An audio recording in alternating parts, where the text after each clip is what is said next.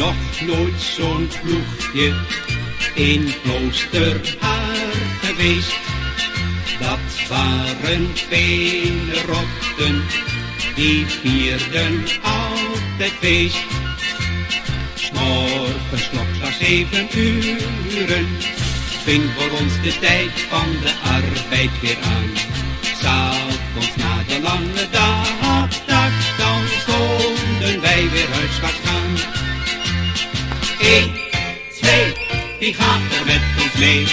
1, 2, wie gaat er met ons mee? Naar het veen, naar het veen, naar het veen. Ja, de veenerotten waren wij. Wij hadden een heel fijn ploegje, oh als u dat eens wist. Want iedere keer in schafuur hoorde je een humorist. In de keet daar werd gezongen, het veenerottenlied, dat was altijd nummer 1.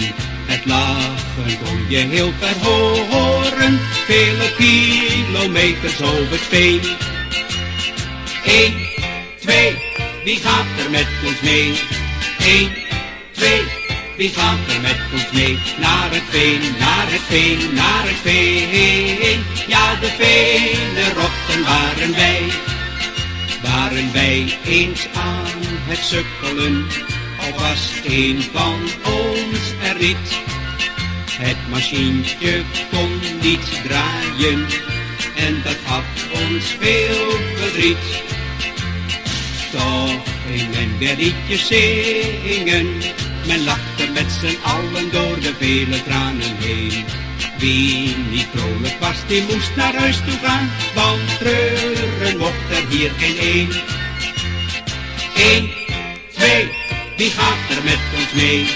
1, 2, wie gaat er met ons mee? Naar het veen, naar het veen, naar het veen. Ja, de veenerotten waren wij. Maar eenmaal moesten wij scheiden, dat viel ons allen zwaar. Want scheiden, dat doet lijden, we wachten dan tot volgend jaar.